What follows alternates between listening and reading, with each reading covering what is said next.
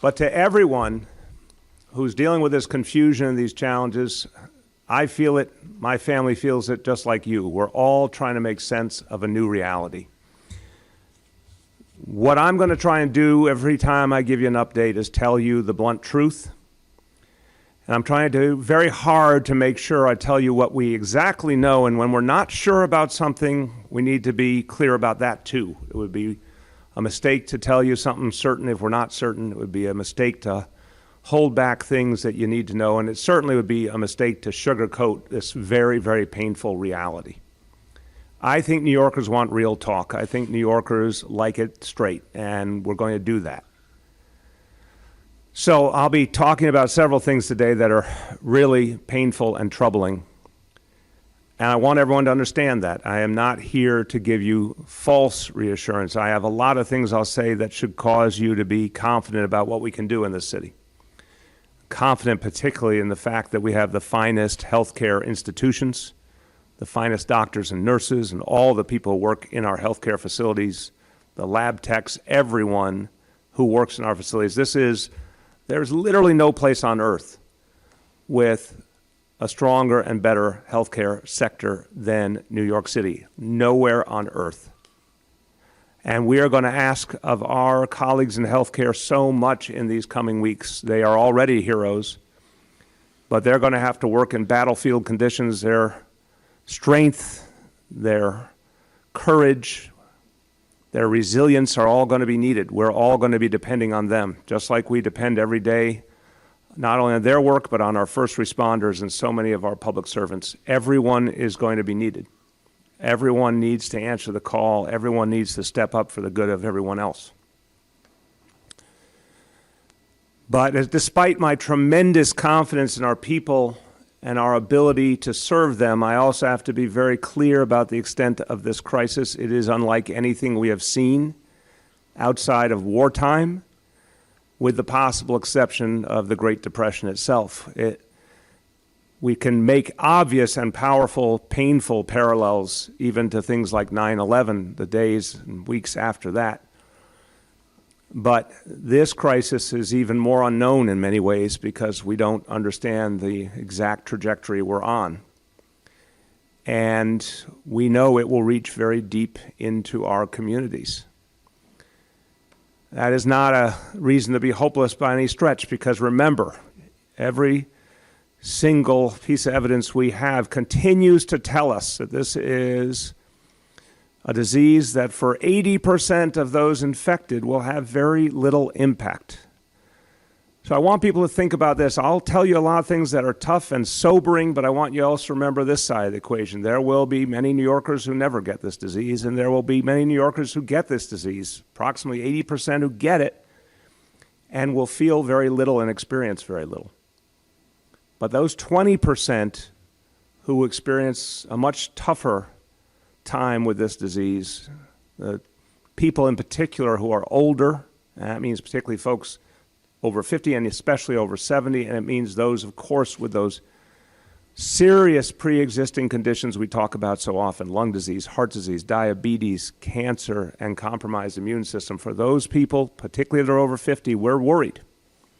And we need them to take extraordinary measures. We need you to take extraordinary measures. If you're in that category of people, we need you to live differently. And we need your families to adjust as well. You're going to hear from Dr. Barbeau in a few minutes, and she's going to talk to you as the city's doctor and give advice directly to New Yorkers in light of an ever-growing crisis. But I heard from a friend in Brooklyn from the Midwood community just yesterday, and he said something I thought really captured it. He said, in a very tight-knit, extended family, over decades and decades, it would have been unimaginable to keep his older parents away from their grandchildren. Well, he said now he understands, because of coronavirus, that his older parents who have vulnerabilities of their own, they have to understand this is not the time to visit with their grandchildren, because we just can't run that risk. It's time for getting on the phone to your loved ones. It's time for getting on FaceTime, but it's time to make adjustments that wouldn't have been imaginable in other situations, because we've never dealt with this situation before. This is literally unlike anything we have seen in our memory. It will not be the same as the 1918 flu epidemic because, for one thing, the healthcare capacity of this city and this nation are tremendously better. Public health ability, the information flow, it's night and day compared to 100 years ago. But in terms of the extent, that's the only other parallel we can make in terms of recent healthcare history. It's going to be an epidemic, a pandemic that reaches deep into our communities. We got to be honest about that. We got to make more changes in the way we live, and we got to do things we wouldn't normally do. I also want to emphasize this is a crisis that has an end point. As I said, it will play out in unpredictable ways, and it'll play out for a period of time, and that's what makes it different from some other things we've been through. It will go on for months, but it will not go on forever. At some point in the coming months, this crisis will start to abate, and we'll be able to start the work of getting our lives back to normal and getting our city back to all the things about it that we love so much. But it will be months, so it will be a long battle. I don't think it serves anyone to be told, get ready for something easy. I think it is much better to tell people, get ready for something difficult and something that will go on for a long time, but also have confidence that we can get through it. And that's what I truly believe. The numbers I'll go over with you today are nothing short of staggering, but they are not just numbers. I'll tell you statistics that I have trouble even conceiving of myself. But I don't want you to think of them as statistics. I want you to think of them as your fellow New Yorkers. Every number means another person has been affected by this disease, another family, and that's what I feel. We're watching a crisis that is really, really affecting the lives of our people and putting a lot of people in danger. So I'll tell you the honest truth, and I'll go out of my way in the weeks ahead to always level with you, but I'll also tell you what we can do, and that's a lot. And I will be very honest about what we need our federal government to do, because I have to be clear with you. We alone, even if we're the greatest city in the world, and we alone cannot solve this crisis. And I need people to hear that, not to create fear, but to level with people. In the next few weeks, with the extraordinary resources of New York City, we will fight this battle no matter what. But as we get into April, the farther we get into April, the more we will need the help of the federal government. It must arrive in time, and there is time for that help to arrive. But the federal government does not do all in its power immediately. It's as simple as this. There will be a lot more people who get sick who didn't need to get sick, and there will be people who die who didn't need to die. It's as simple as that. So we need to act now. And I know our federal government has the capacity. We have the finest military in the world, the largest by far, extraordinary resources, unlike the city or the state. And I always say it very bluntly, the federal government literally prints money. They can create any credit line they want to save the lives of Americans. But we are not seeing that, not even close at this point. So I'll go into some very specific information now, and then you'll hear from Dr. Barbeau, and then we'll open up to questions from the media. And we'll be doing all this remotely. It's the first time we're doing it. I want to just say to all my colleagues in the media, we'll try and get it right, but it may be a little difficult the first time, but please bear with us as we try and perfect this new system. This is something we'll be having to do for quite a while to keep everyone safe. I've given you a framework to think about this situation with, and I'll be updating you regularly. But again, it will not be all bad news. It often will be tough information to hear, but not all of it is bad, because in the middle of this fight, we have the extraordinary heart and soul and spirit of New Yorkers. And here's an example for you. Just on Tuesday, I put out a call to retired healthcare workers and those who work in private healthcare offices to come forward and join up to serve in the fight against coronavirus. I asked people who have already given so much of their lives to others to step forward and come out of retirement. I asked people who are earning a living and are not obligated to join public service, I asked them to join nonetheless in the name of all New Yorkers. That was Tuesday. Today, Thursday, as of today, 1,746 healthcare professionals have stepped forward to augment the ranks of those already serving at the front line in our hospitals and clinics. That's something all New Yorkers should be very, very proud of, and I am certain those numbers will grow. This is going to be one of the most difficult moments in New York City history. I ask everyone who has healthcare training and who can help us to please step forward now. And anyone who's willing to volunteer, please go to nyc.gov/helpnownyc.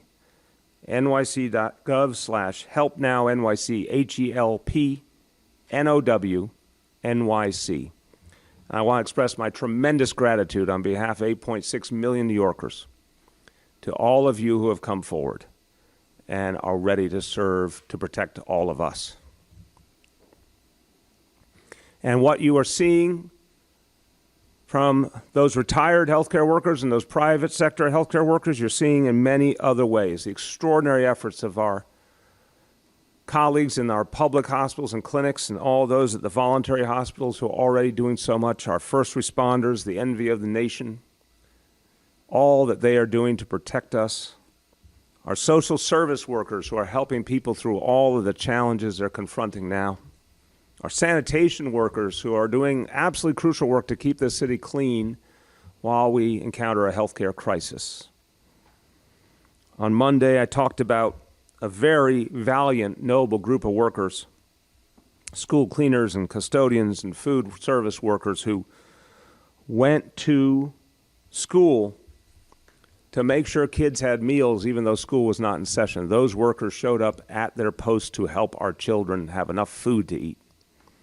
I want to thank our school safety agents and food service managers, including members of Teamsters Local 237, who have answered the call, stood up to help our children and those families who need food. I want to thank our school crossing guards who have been protecting our children who went to get food.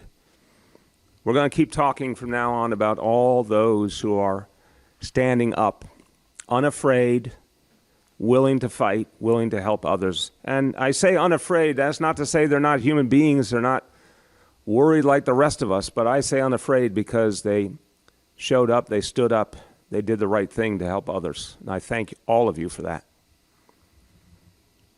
Again, all I ask of our federal government is to be as good as the people of the United States of America. Look at these everyday New Yorkers that I've mentioned to you, and these are just the healthcare professionals and the public service workers who are all at their posts doing what is needed. There are thousands of stories every day of New Yorkers helping each other out. I've called on New Yorkers to help the people in your lives, your family, your neighbors, those you worship with, the folks who live on your block or in your building who might be disabled, might have a serious health condition, or seniors who can't get around so well, to help them out, help them with their groceries, help them get the medicines they need. We've been getting wonderful stories from all over the city. New Yorkers stepping up, making things happen right there where the need is greatest. There's so many people helping each other right now. Again, I'm just asking our federal government to do its job, help all of us. And that's eventually going to be this whole country.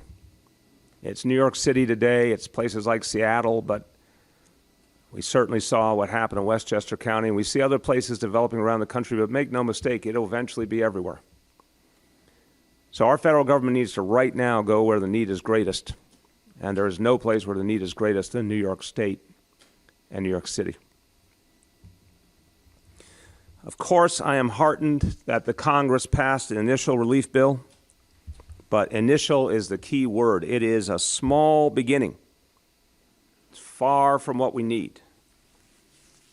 I never look a gift horse in the mouth, but I can say with assurance that the first step taken by the Congress is just a small first step, and we need a huge stimulus and relief bill immediately that puts money back in the pockets of people who have lost so much, helps local governments keep going and doing the work we do, and really responds to the reality on the ground, particularly in providing health care for so many people so quickly.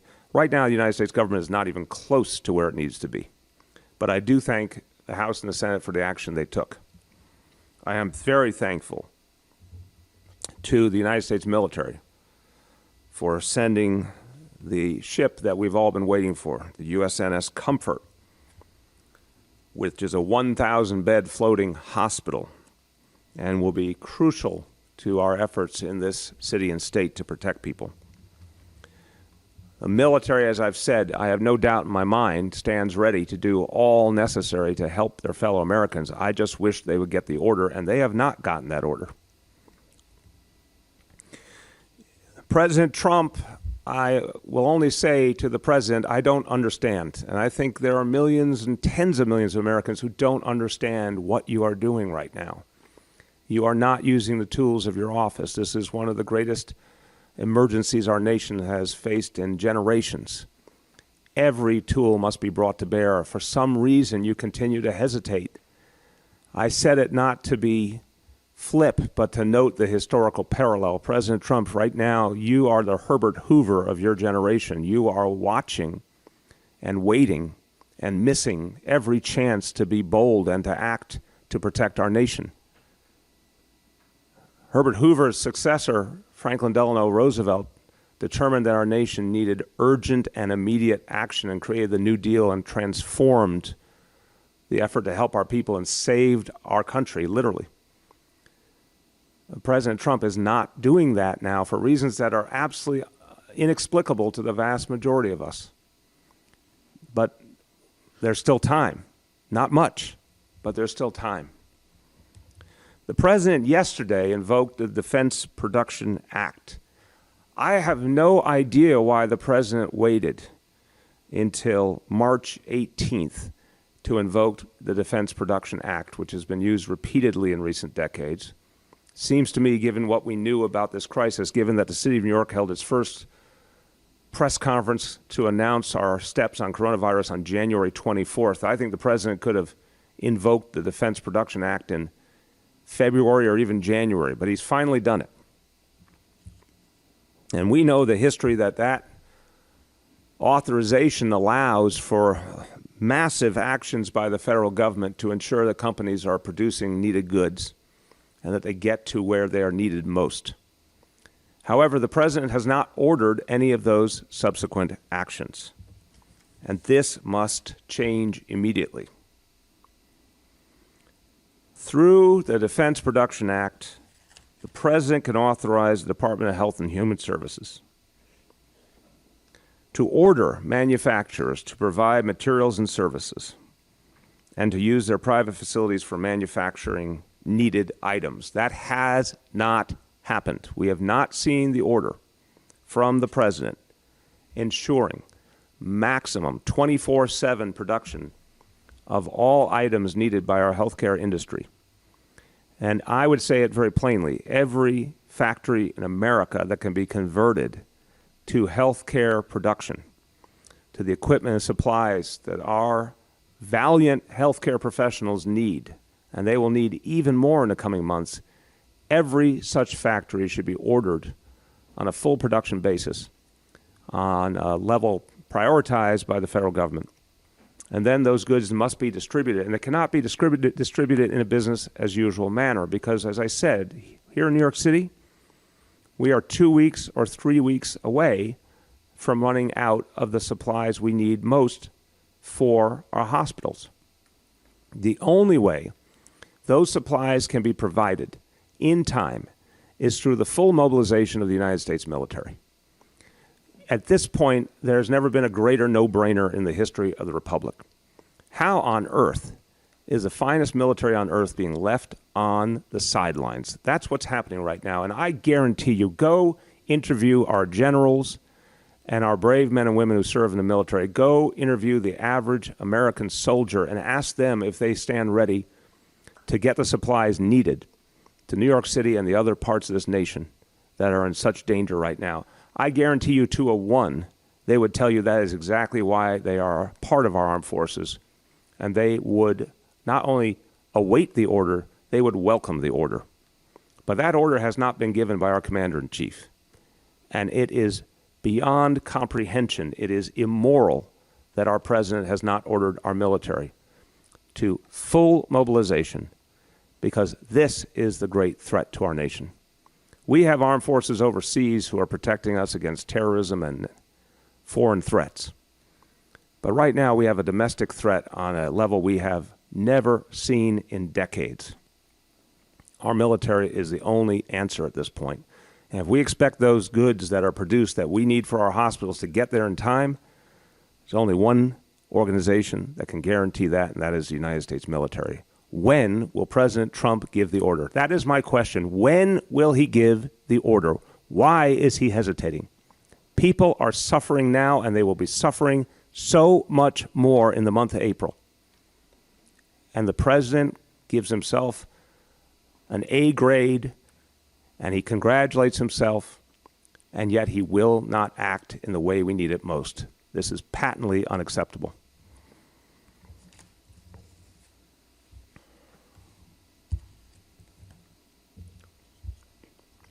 Our military also, in addition to their extraordinary logistical capacity, our military has the ability to bring exceptional medical personnel directly to where the need is greatest. Our healthcare leadership here in the city has made clear that supplies and medical equipment are a deep concern. Physical capacity to build out an extraordinary amount of new healthcare abilities and beds is crucial. But the single most important factor is personnel. We're going to need all the people I've spoken about previously to do all they can do, but they can't do it alone. In our military are extraordinary, trained professionals used to dealing with the most difficult circumstances, and yet they are at their bases right now. All over this country, they are not at the front. The front is here in New York City. Let's be very clear. This is a different kind of war, and the front is right here in New York City. How on earth are some of the finest medical professionals in this nation who serve this nation, why have they not been activated and sent to New York City and New York State and California and Washington State, where they could be helping right now? We need them. We need everything the military can bring to bear. I've sent 2 letters this week, and I'll be sending many more trying to get action. And letters are just a way of making 100% clear what we're talking about. This letter to Secretary Alex Azar, Secretary of Health and Human Services, and Secretary Robert Wilkie, Department of Veterans Affairs. This lays out very clearly our request that the Veterans Administration facilities in this city, all available beds, all available medical personnel in our Veterans Administration facilities be activated immediately to serve in the cause of fighting the coronavirus. We know for a fact that our Veterans Administration facilities have excess capacity, and we know we're in the middle of a national crisis. I know, again, that the medical personnel in these facilities stand ready to help, but they need the order from these 2 secretaries so they can provide maximum support to New York City, and the same would be true everywhere in the country. I sent this letter to Secretary Azar of HHS, delineating the supply request again, and this is one of many requests we have made, but I'm doing it very publicly. We'll put this online for everyone to see. Here are the supplies that must be provided to New York City early in April for us to ensure that our healthcare system, public and private, can bear the brunt of the coronavirus crisis and serve our people. We need 3 million N95 masks. We need 50 million surgical masks. We need 15,000 ventilators. And 25 million each of the following items of personal protective equipment, which our healthcare workers and first responders would use depending on the situation. Surgical gowns, coveralls, gloves, face masks. We need these in great numbers. They may sound like daunting numbers at first, but given the extraordinary production capacity of this country, they are very much achievable. if our nation is put on a war footing and our president uses the powers he already has to coordinate and to prioritize through the private sector the production we need. That's the kind of level of production we need, those specific supplies we need to ensure that healthcare in New York City can continue on the level we need to fight this crisis. Our senator, our senior senator, Chuck Schumer, has put forth a powerful idea. He calls it a new Marshall Plan. It's a Marshall Plan for our hospitals, and I give him credit for this because he's using one of the great examples in American history, the Marshall Plan after World War II, which literally rebuilt the European continent that had been left in ruins after the war and reestablished a thriving economy. The Marshall Plan, the original Marshall Plan, made the United States the envy of the world and created tremendous gratitude for our nation all over the globe. And that was at a time where we had a lot less technology and many disadvantages just having come out of war ourselves. Senator Schumer's right. That's the right attitude. It's the right approach. A Marshall Plan for our hospitals, for the entire nation, would involve massive new investments to support state and local governments that already are doing so much to fight coronavirus and that are struggling with the challenge in so many ways, to strengthen and build out our healthcare workforce. It would involve major investments in our strategic national stockpile and our centers for disease control. And it would allow for the large-scale infrastructure we need to fight this extended war. So I want to thank Senator Schumer, and I ask all the members of the House and Senate to include Senator Schumer's plan in the upcoming legislation you pass. Now to the part of this update that I hate to give, but I need to, about the overall situation.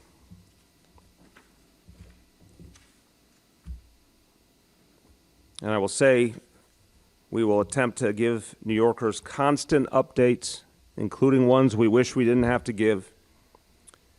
And anyone who needs an update can go to nyc.gov/coronavirus. Anyone who needs specific information or has specific needs, of course, can also call 311.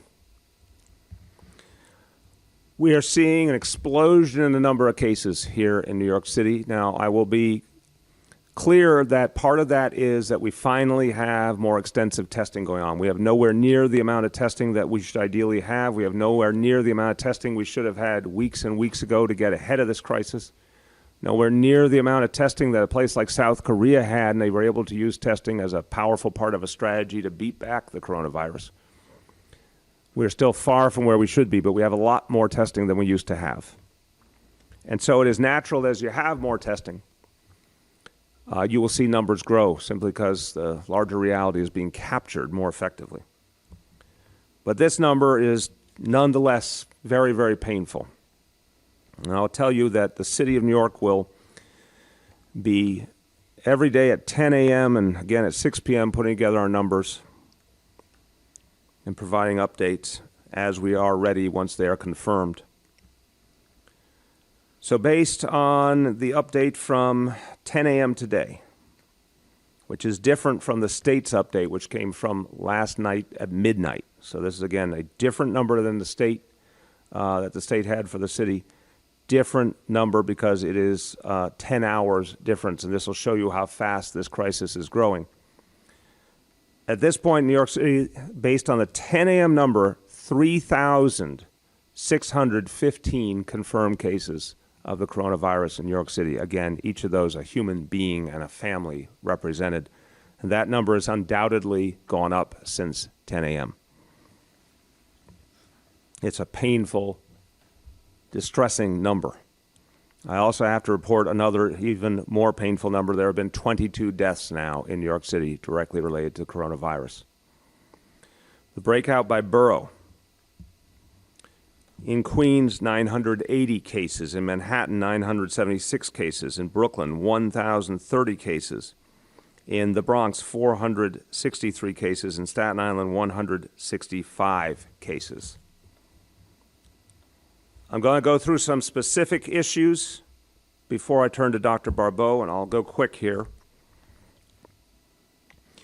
Unfortunately, we can report that we have the first instance of an inmate on Rikers Island testing positive. The inmate is individual in his early 30s, and thankfully at this moment, health-wise, is doing okay. Is in isolation, has been moved to our communicable disease unit on Rikers Island, part of the healthcare apparatus on Rikers Island. This inmate was in a housing unit with other inmates. All have been checked for symptoms. 8 have been identified with symptoms and moved also to isolation in the communicable disease unit. Question came up several times last few days about those incarcerated and if there were instances where anyone should be released because of particular health vulnerabilities and because their status put them at low risk of reoffending or being any kind of threat. At this point, this is an ongoing effort. It will keep growing as we review more cases. The cases are being reviewed by the NYPD and the Mayor's Office of Criminal Justice, and as they reach agreement on an individual case, we start the process to release them. 40 inmates have been put on the list. We are awaiting sign-off, depending on the case, from the relevant district attorney and or the state of New York. And we intend to begin releases as early as today once we have that sign-off, and we will continue reviewing other cases. An update on testing availability. As we said a few days ago, the health and hospital system has greatly increased its testing capacity. There are now 10 new sites at hospitals, and these sites will have the ability to serve approximately 150 people per day. 8, again, I'm going to emphasize throughout. I know we're going to get this question constantly, and we'll keep reiterating on a priority basis, on a reservation basis, until we have much, much greater testing capacity. Everything must be focused on those in greatest need, and everything will be done on a reservation basis. People who walk up or drive up without a reservation cannot be tested. We have to keep the priorities tight here, but we keep working every day to try and expand the amount of testing to reach as far as we can. The 10 sites, again, will serve 150 people per day approximately initially. Again, in every case, we'll look to increase the numbers as much as we can. 8 are already open at Bellevue, Elmhurst, Harlem, Jacoby, Kings, Lincoln, Woodhull, and Queens hospitals. 2 will open next week at Coney Island and Jacoby. There are 7 new sites at Gotham clinics. Each can serve and test 50 to 75 people per day. All will be open this week, and they include Belvis, Cumberland, East New York, Gouverneur, Morrisania, Sydenham, and Vanderbilt. 4 new testing centers. Each will serve and test 100 people per day approximately. 2 are open at Coney Island and Jacoby. 2 coming up shortly at Kings County and Queens Hospital. This is all separate from the state-operated drive-through testing center in Staten Island, and separate from the 5 new testing centers that are coming soon in coordination with FEMA that will be set up in New York City. We'll have details on that as they get solidified. All appointment only, all prioritizing the sickest and most vulnerable, remembering that 80% of all coronavirus cases will be mild. Thank God for those who have them. And again, if you are younger than 50 and you don't have a pre-existing condition, those are exactly the people who are coming through overwhelmingly pretty well through this challenge. And we want those people, especially if you get sick, to stay home and wait 3 or 4 days to see if your symptoms get better or worse. Only if they get worse do you call the doctor at that point. In terms of our businesses, I want to thank all the restaurant owners, bar owners, cafe owners, all the people who work there. You've been put through so much these last days. I'm sorry for that. But this was something that had to be done for the good of the people in New York City. But there have been so many great instances of people who own these establishments working with the new rules, keeping those takeout and delivery options going, trying to take care of their workers, and we understand what a strain that is. We understand there have been real layoffs, and it's very, very sad, but thank you for everything you're trying to do to keep getting people food who need it and keep your businesses alive to the best of your ability. I want to note for all those who doubted the ability of New Yorkers to deal with this new dynamic. Over the last few days, we have sent out the NYPD, the FDNY, Department of Buildings, and the Sheriff's Office to ensure that restaurants and bars that serve food were closing at the appropriate hour, that they were not allowing customers to dine in. We have seen overwhelming compliance by those who own and work in these establishments. There have been, as of yesterday, I believe this number is 8,150 inspections that yielded only 6 violations. That's about as close to perfect as it gets in human life, and I really want to thank everyone and thank these inspectors who are doing such important work to ensure that everyone's safe by avoiding the social distancing that goes with what we used to know as social life only a few days ago, that helping people not continue the habits we used to have that unfortunately only led to the spread of this disease. These inspectors are doing such important work. I want to thank them all. On telecommuting, the state issued a new guidance, which I approve of 100%, taking to 75% the number of workers who should be out of their offices, even for those businesses that continue in their physical locations. We are working with the state on a proper enforcement mechanism. To everyone, if you still are not yet telecommuting, you must. It's as simple as that. And we need every employer to understand that. And any employee who still has to go to a work site and is not an essential employee, please, if you have an idea of how you could telecommute or some alternative, talk to your employer. We need people to be creative here. Anyone who believes that there's a problem at their work site that can be addressed, call 311 and we will try and help. Our Department of Consumer and Worker Protection or our Commission on Human Rights can step in if someone is being kept at a work site who does not need to be in as a non-essential worker. We want to make sure that employers really get the message that everyone needs to be home who can be home. And as to the city workforce, which is about 380,000 strong when you factor in all elements of the public sector at the city level. By Sunday, all non-essential personnel across all of our agencies will be working from home in some form or fashion, or will be waiting for a specific assignment. Many, of course, can do telework.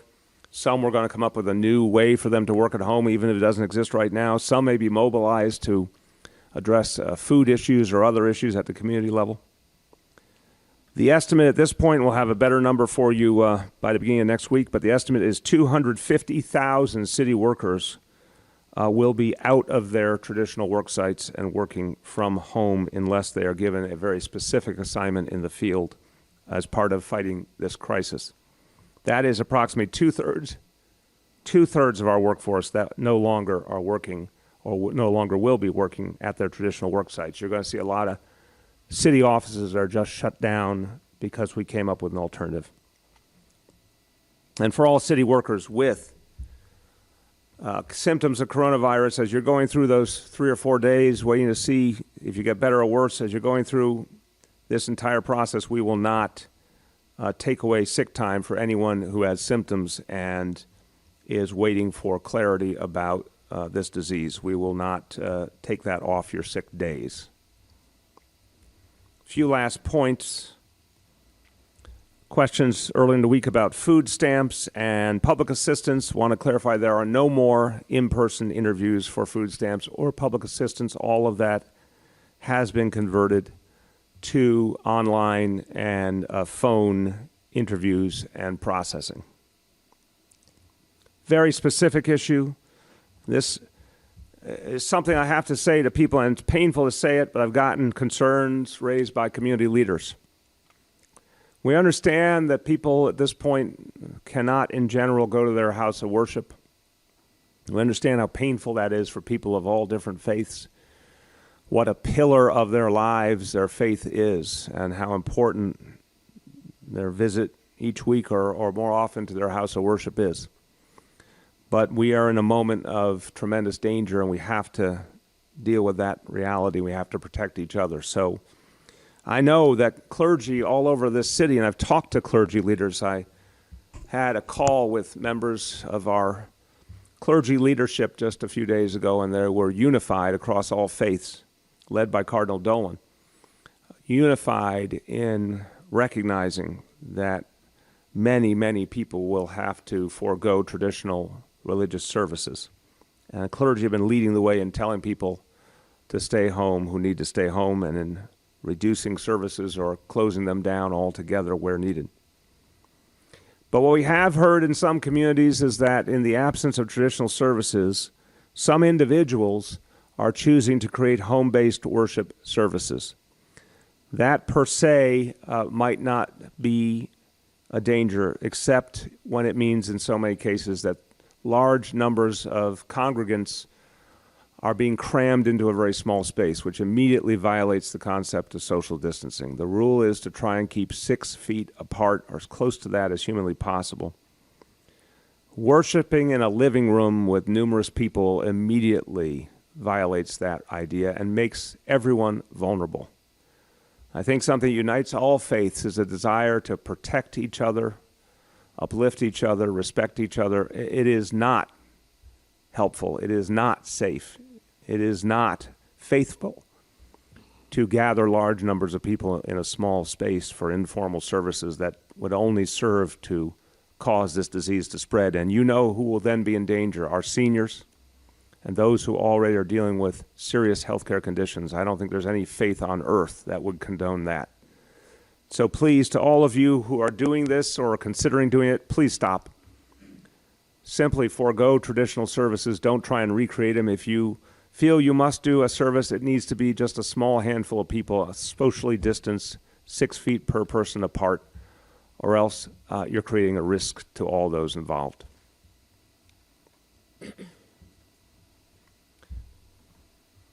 Close with a reminder. Thank God we see that for younger, healthier people, this is a disease that they can see through and come out safely, overwhelmingly. So let's keep the focus on those in need, those who are most vulnerable, and let's help them out. Anytime you can help your fellow New Yorker in need. I know a lot of people have been stocking up on groceries and all sorts of household goods. If you know someone who needs help, come on. Don't keep it all for yourself. Share it with your fellow New Yorker. That's how we're going to get through this. This will get worse before it gets better. We've all heard that phrase, but this is probably the most blunt example we're going to see in our lives of the notion that this is going to get worse before it gets better. We have to brace ourselves for that, but it will get better. It will get better in the end, and we will see it through. A few words in Spanish. Le pedimos a los neoyorquinos que se queden en casa a menos que tengan que salir por una razón esencial. Si tiene síntomas leves pero está sano, no se haga la prueba de coronavirus. Juntos tenemos que proteger a los más vulnerables. With that, I want to turn to our health commissioner, who I know has a message of real urgency, and she'll say it in English and Spanish, both. But remember, Dr. Auxiris Barbeau is the city's doctor. For those who have a doctor, she's also your doctor. For those who don't have a doctor, she's your doctor. She is going to tell you now the truth you need to hear. Dr. Barbeau. Thank you, Mr. Mayor. And I want to start where you left off in terms of things will get worse before they get better. And actually, what I have been saying is that things will get worse before they get bad, and how fast things get better will depend on all of us. This is a sober moment that we are in with regards to the city's health. And as the city's doctor, I take pause when I look at the speed with which we are identifying new cases, and I take further pause when I put that against precious resources that are quickly dwindling. And I call upon all New Yorkers to take this seriously. This calls into action our personal responsibility, our civic responsibility to ensure that we take every measure possible so that we minimize the potential risk and harm to New Yorkers, those that are most vulnerable to this virus, those that are elderly, have underlying chronic illnesses, and who otherwise would not be able to access care. Over the course of the last several days, I have been conveying messages to New Yorkers about how they can protect themselves. Those messages hold true, ensuring that we are diligent about keeping up with hand hygiene, covering our mouths and our noses when we cough and when we sneeze. But the reality is that at this point in the outbreak, we need to do more. We need to do more if we are going to stave off the onslaught of potential cases that are facing the city. And doing more means staying home. If you are not an essential worker, I need you to stay home. If you are developing symptoms, I need you to stay home and stay away from individuals who are at risk for bad outcomes, such as those that are over 50 and have chronic illnesses, such as those who may have disabilities and not be able to isolate themselves. I need you to ensure that you stay home and you don't worry about whether or not you have a test. I want you to think about you've already been exposed, and having a test doesn't really make a difference. The important thing is that you stay home for at least 3 to 4 days, and that if you're getting better, to stay home for 7 days or 72 hours after your fever has gone away. And if you're not getting better after 3 or 4 days, that's when you should reach out to your doctor. One of the most important ways in which we as New Yorkers have an opportunity to slow the spread of COVID-19 is by staying home. Social distancing is the single most important tool that we have to reduce this potential onslaught of COVID-19 infections. It's the best chance that we have of ensuring that our healthcare delivery system isn't overrun with individuals who are coming to the emergency room or coming to the doctor's office because they're worried. And in reality, they have maybe minimal symptoms. This is an opportunity for New Yorkers to step up and to stay home if they have no symptoms or minimal symptoms. The best chance that we have to reduce the number of people who may ultimately die because of COVID-19 is if we take our personal responsibility in this seriously, and if we all take that covenant seriously of civic responsibility to each other's health. There will be, as the mayor has said before, people who will succumb to this illness, but the reality is that if we don't protect our healthcare system, there will also be other people who die of other reasons because they didn't have the opportunity to access the vital healthcare that they need. So this is as much about protecting our resources to treat COVID-19 as it is to protect those precious healthcare resources so that folks who may develop heart attacks, who may have ongoing needs for cancer treatment, can get secure ongoing access to those important healthcare services. The last thing that I want to ensure that I share with New Yorkers is that as the city's doctor, My job is to make recommendations that may not be popular, and I don't take those recommendations lightly. I know that asking people to socially distance creates hardships. And as the mayor has said, we are putting measures in place to try and reduce those hardships. But the reality is that unless we take those serious steps to socially distance ourselves for the foreseeable future, we may find ourselves in a place that overruns our healthcare delivery system and overruns other systems. So I need New Yorkers to take this opportunity to only get tested if they're not getting better, to look out for our elders and ensure that they have all the resources that they need to make it easy for them to stay home safely, and to only reach out to their doctors if they're not getting better.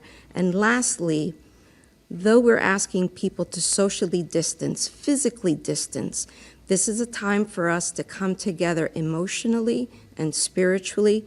I want to remind New Yorkers that we have a tremendous resource in NYC Well. I encourage people to call or text, reach out to NYC Well. The news that people are hearing every day is sobering, and today I hope it's clear that we are changing the tone. I am changing the tone, and that may create anxiety. It may create feelings that individuals need help working through. This is the time to really access NYC Well. I want to now just make some remarks en español. En este momento estamos en un momento de este brote donde estamos viendo casos más rápidamente y donde los recursos del sistema médico está en peligro de no tener los recursos que necesitamos.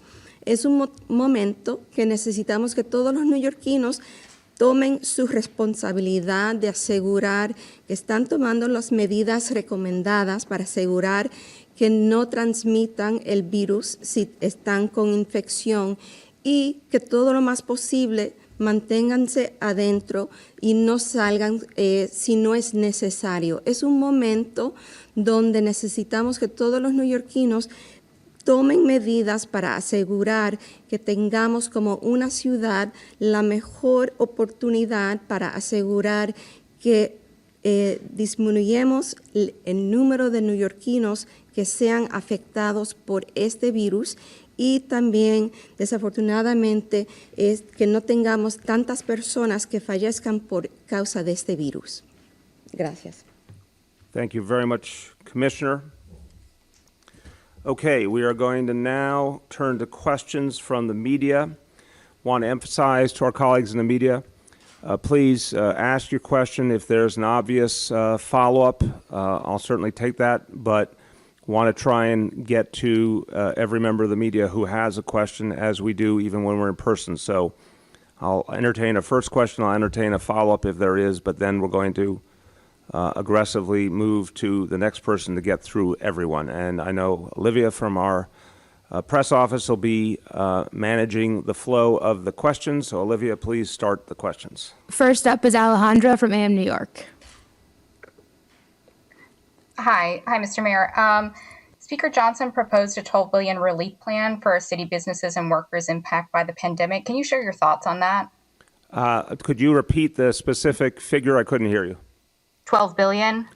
Yeah, the reality right now, there's tremendous need for relief for our small businesses and working people, but that has to come from the federal government. Right now, we have to be very mindful that our city government is paying for a lot of extraordinary expenses, and while dealing with real revenue challenges, we're going to keep serving New Yorkers no matter what. But those really big bailouts have to come from the federal government, and that's exactly what Senator Schumer is talking about right now, and he's one of the people leading the way. Federal government is the place that has that capacity. They need to do it. Thank you. Thank you. Next up is Alex Zimmerman from Chalk Beat. And just say a little louder. It's Allison? Alex Zimmerman from Chalk Beat. Sorry. Alex, go ahead. Hi, Mr. Mayor. Two quick questions. One is just, I know the city had said that that there are about 300,000 families who are in need of devices to access remote learning. I'm wondering whether the city thinks it will have all of those in families' hands by this coming Monday. Okay, we have a special chair well distanced from me for some of our key leaders of this administration. Chancellor Carranza has now joined us, and he will give you the answer. So we're not going to have 300,000 devices by Monday. We never said we would. We do have a plan for having those devices in the hands of our students in the coming weeks. There are 25,000 devices that will be distributed over the next week to families. We are in the process right now of collecting the survey results that teachers and principals have been sharing with families over the course of these last 3 days that they've been at their school sites. We are prioritizing students in public housing, students that are homeless, and low-income Title I students as priority to get those devices right off the bat. But we are committed to having devices for all of our students. Also important to understand that schools have laptop carts. Schools have laptop computers. Many of the schools are assigning those assets that they have in their schools to the students as well. So it's not just purely devices that are being purchased, but also schools are assigning devices that they have in their schools as well. The good news as well is that while we are ready to go in remote learning mode, there are a number of resources that are still in your hands kind of materials that families over the next few days will be picking up as well. So we're going to be transitioning in this way, but those devices will be here in a matter of weeks. Stay there a sec. Go ahead. Alex, did you have another? Yeah, just a quick follow-up on that. Do you know what the gap will be on Monday? Like how many more you'll have to go by then, or what the number currently is? Yeah, now? we don't know that. But we'll keep keep updating as we get more information. Yeah, we're getting information in real time, so we'll update as we get that information. And the second question was just, I know in the past the city has been confirming positive cases. Like there would be releases if a member of a school community had tested positive. It seems like that stopped, and I'm just wondering, like, why the city has stopped confirming positive cases, given that there have been teachers in school buildings for the last 3 days. Well, it's a couple of different things. I'll start, and the chancellor can jump in. I mean, first of all, we said to you guys, it seems like a century ago, but I think it was last week, that we were not going to be able to go over individual cases the way we used to in any way, shape, or form. And the number here is staggering, obviously. There will be specific situations where we have information we think is crucial to share on a particular case, but I think that will be a rarity, honestly. In terms of school communities, well, obviously the vast majority of school buildings are shut down except for that food function this week, and that's going to be reset next week into something different where we still manage to get a lot of food out, but it will not be all school buildings. We're working on what that looks like. There will be a small number of specific learning centers for children of essential workers, and that's being engineered as we speak too, and everything's happening in real time because none of us have ever done any of this before. We're creating constantly. So I think the fact is that the reality of updating you has fundamentally changed. I think, obviously, two things. One, going forward, as we have ongoing facilities like those learning centers for the children of essential workers, we're obviously going to be very mindful. If any person in that building gets sick, they're going to be immediately isolated, and we'll work in every way to make sure anyone else who needs to be isolated will be. But we've entered such a different realm here. I think that Dr. Barbeau should emphasize this, that we simply can't do what we used to do even just a week or two ago. But now what's been replaced by general rules for everyone to follow, and this is based on an assumption, it's a painful one for us all to understand, but that coronavirus is now widespread in our city. And so we have to approach it differently. So just taking this example, if in one of our feeding stations or one of our learning centers, someone who worked there was symptomatic or later tested positive, how we're going to approach that situation and how people have to kind of live by some general rules now that are different. Absolutely. So as I've said in previous press conferences, at this point in time, with the degree of community spread that we have, individuals who develop symptoms of fever and a cough, shortness of breath, sore throat should assume that they have been exposed to COVID-19, and they should take the appropriate measures of isolating themselves, staying home for 7 days from the onset of symptoms, and if they have fever, to stay home 3 days after the fever is gone, whichever of those is longer.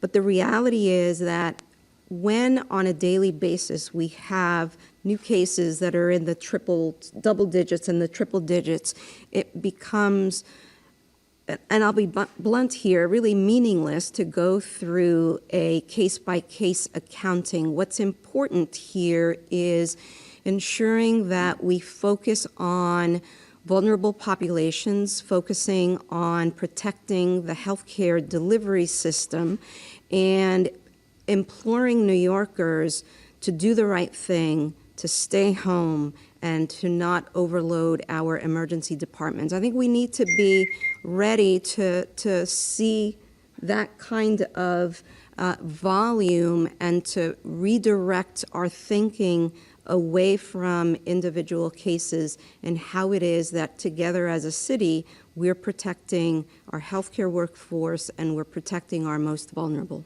Thank you. Who's next, Olivia? Next is Andrew Siff from NBC New York.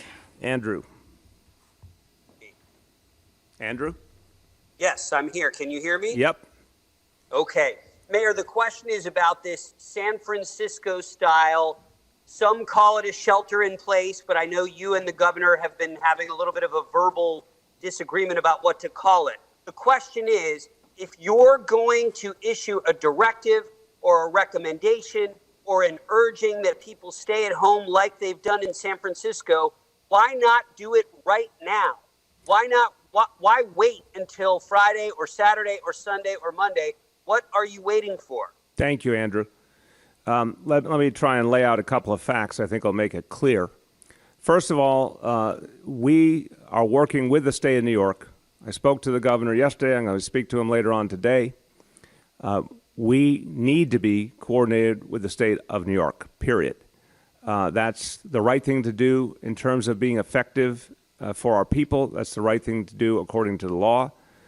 We will be coordinated with the state of New York, and the state of New York has to make the ultimate decision here. I respect that. I respect the governor. It doesn't matter if we've had disagreements along the way. Right now, we're in a crisis together, and I would note that I actually think the governor has handled this crisis very well, that I agree with the decisions he's made, that I cannot think literally of a major decision that I disagreed with. So in this instance, I think the definition really matters, and I want to be clear, and I think I thought it was understood, and clearly it wasn't, and that's on me, that when I first made this point, it was as we saw San Francisco make its announcement.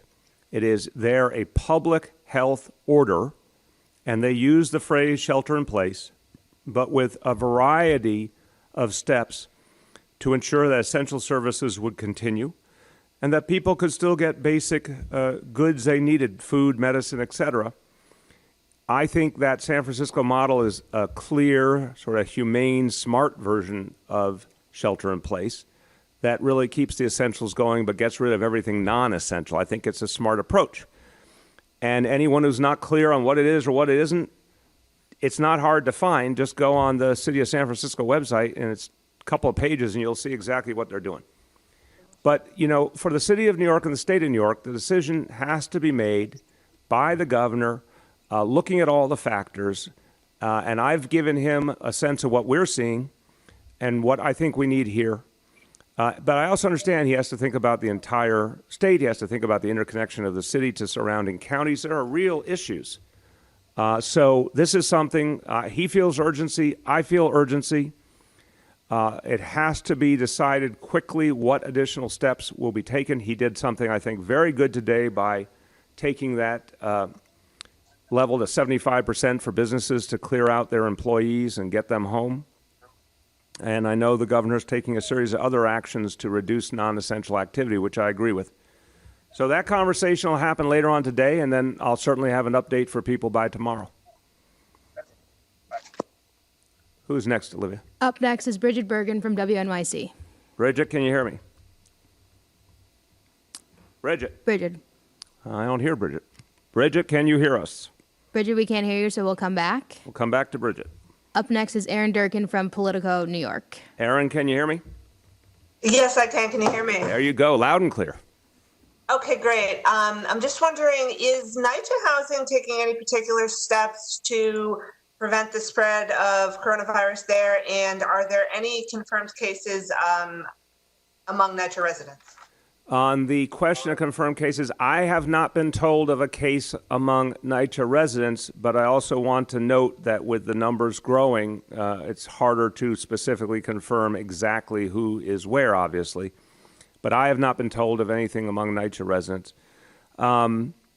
In terms of steps, I know I've spoken to the chairman and the general manager. They've done a lot of outreach, flyers and robocalls and electronic messages telling their residents how to approach this crisis. They've done lots of extra cleaning. Obviously, and we know this from Sandy and the years since Sandy, and I know emergency management, Commissioner Criswell is here, works with NYCHA to keep track of any residents who have particular medical needs, who need medicines, or who are incapacitated and need help, so they're aware of who to check on and see if they need anything special. Those are the basics, but I can get you a more detailed update on NYCHA. I'm looking to Freddie. We can have that for you, get you some of that later today, and have more for you tomorrow as well. Is Bridget back or not? No, we're going to go to Gersh next, and then we'll come back to Okay, Bridget. Gersh. Can you hear me? Yes, indeed. I may be a journalist, but I first want to say I hope you and your family and your team are well and safe. Thank you, Gersh, and you are, that's very much appreciated. I hope you and your family and all your colleagues are safe. Well, who knows? Anyway, there has been... Oh, no, that was not reassuring. We hope you're safe. I work from home, but I have to be honest. Anyway, my team is separated, so that's fine. Last week when you urged New Yorkers to bike to work if they could, there has indeed been a huge surge in cycling. And now new NYPD statistics just released today show that there has been a 43% increase in injuries to cyclists, even as injuries to drivers and pedestrians are down by double-digit percentages. Now, you know that cities around the globe are expanding their safe cycling networks during the crisis. Bogota, Colombia is adding 47 miles of new routes. And you've been asked by Transportation Alternatives and by Manhattan Borough President Gail Brewer to provide those safe routes. When will you act on this? Well, the first I heard, honestly, and Gersh, I think you understand. I know you have an area of particular focus. I respect that. I think you understand we're trying to address many, many issues simultaneously. The first I actually heard was from the borough president late yesterday, and I think it's an important proposal. So we will get a sense quickly from our Department of Transportation of where we think there are areas that we can do that in real time. I think it's a very fair point. Wherever we can do a fast expansion, we will. I think there's going to be some obvious limits as we deal with so many other challenges in this crisis, but we want people biking who can. So I'll have an answer for you on that tomorrow. Okay. Thank you. Thank you. Who's next? Gloria from New York 1. Gloria. Hello, can you hear me? Yes, go ahead, Gloria. Mr. Mayor, I wondered if your administration has done any follow-up on the reports of a cluster over in Brooklyn as we see the numbers increasing there.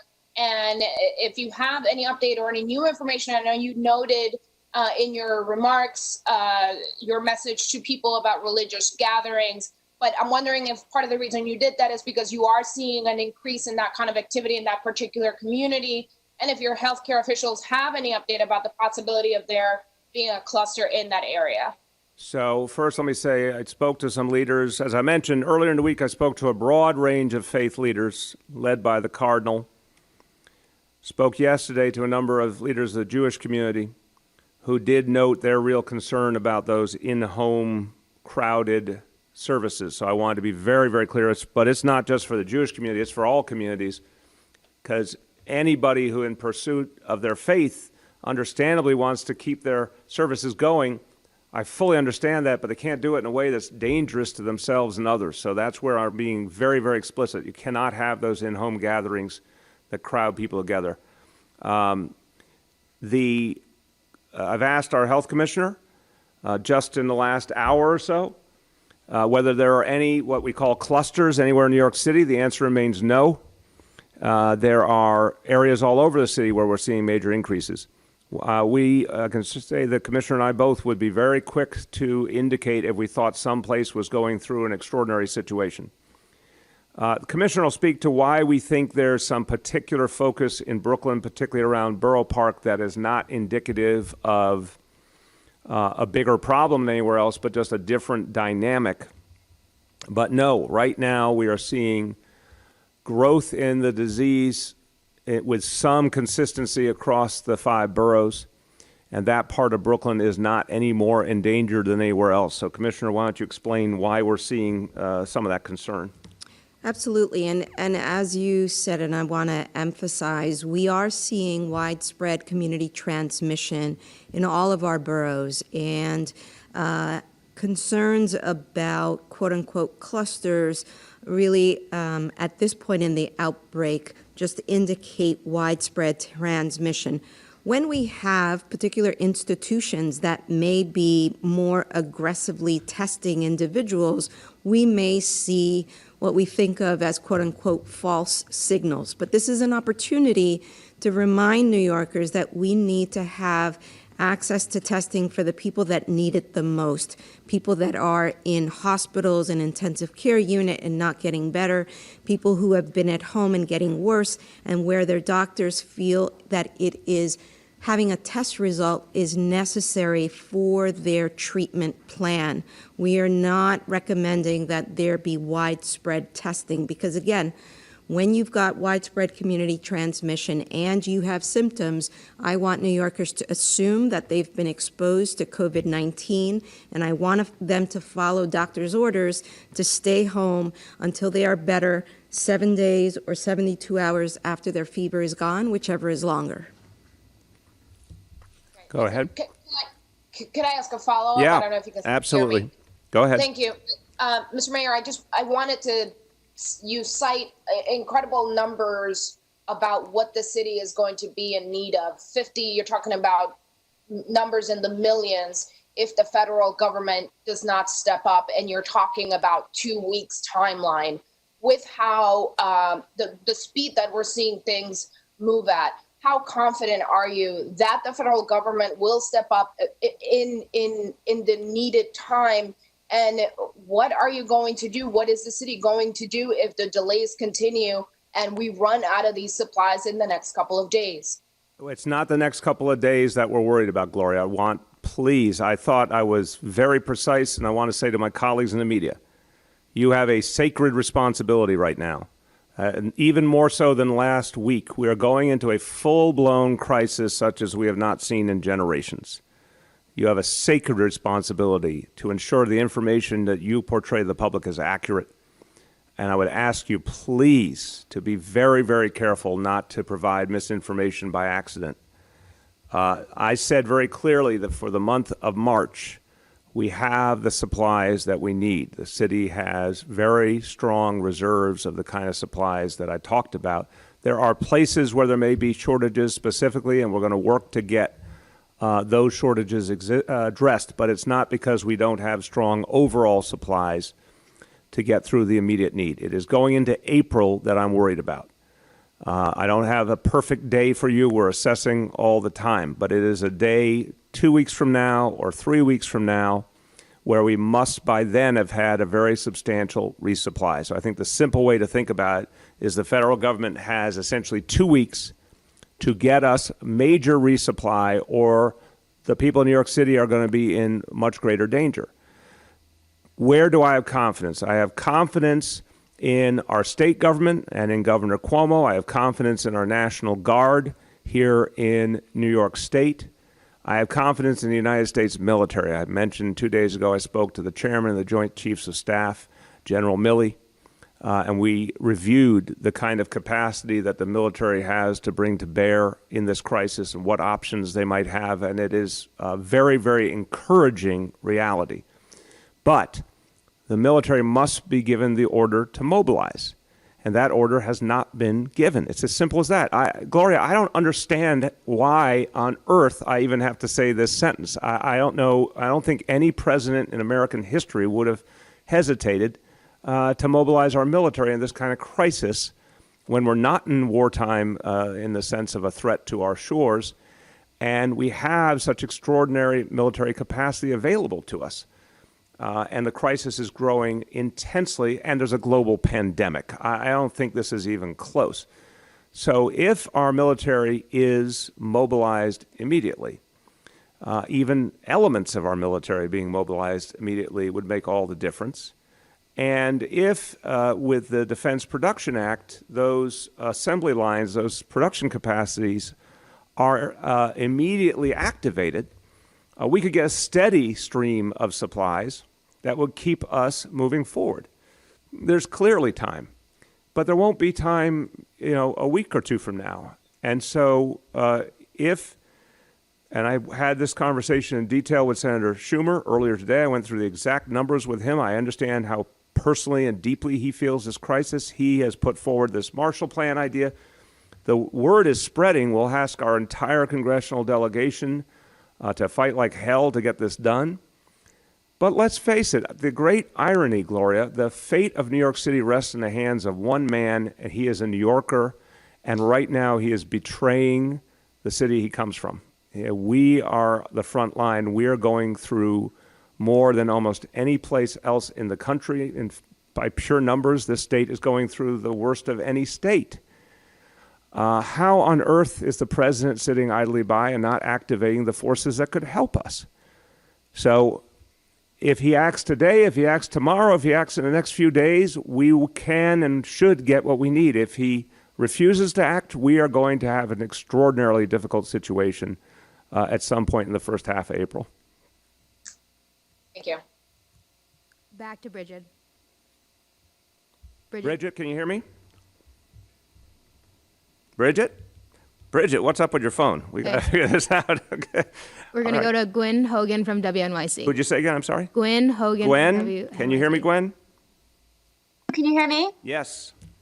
Okay, I got two questions. One, just logistical. Can you give us a breakdown of how many cases are hospitalized, how many people are in the ICU, and how that squares up with our current hospital capacity?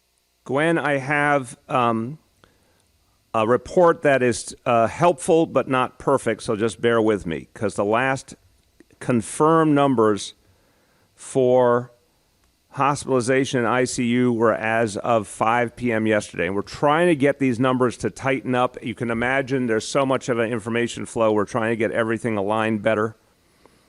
But as of 5 p.m. yesterday, when obviously the overall number of cases was, substantially lesser, we had 554 hospitalizations and 169 ICU cases. That was against a base of about, and I say it, approximately, about 2,000 cases at that point. So 554 hospitalizations, of which 169 were in the ICU. We're going to try and constantly update those numbers and get them closer to real time as quickly as we can. Okay, and is there any update on increased hospital capacity at that point, or what is that out of total hospital beds that we have empty? The reality, Gwen, as the executive order that I issued related to ending elective surgery, as that has been fully in effect, and almost every hospital now has turned off their elective surgeries. There's just a few that are finishing up now, but basically elective surgeries have been ended across the city. That has opened up a lot of capacity. Early discharges, as we talked about. The next phase, of course, will be building new healthcare capacity, those tents and other build-outs. But to handle the incoming, that has been achievable because so much space, so much personnel and supplies were being devoted to elective surgery that that's not the case anymore. So the system is certainly able to make that adaptation. Dr. Katz told me about his visit to Elmhurst Hospital earlier today, where he saw a place where there's been a number of cases, but he saw the obvious positive impact of getting the elective surgeries out of the way and opening up a lot of space and capacity for the incoming coronavirus cases. So that, I think, is our reality at this hour today. We have to radically expand capacity in the next 2 weeks. And I think it's hard for us all to fully understand the exact trajectory, and we are very careful about telling you what we know and what we can confirm versus what is speculative. But I think if people think about that 2 week, 3 week kind of dynamic, and let's be conservative and just call it 2 weeks. For the next 2 weeks, we have in our hospital system a lot of capacity we can bring to get bear, a lot of adjustments. I'm looking at Dr. Katz right now. Anything he wants to add, he'll come up. And just the power of getting rid of the elective surgeries and getting the early discharges and surging in personnel is helping us immensely. Again, we do have a reserve of equipment and supplies.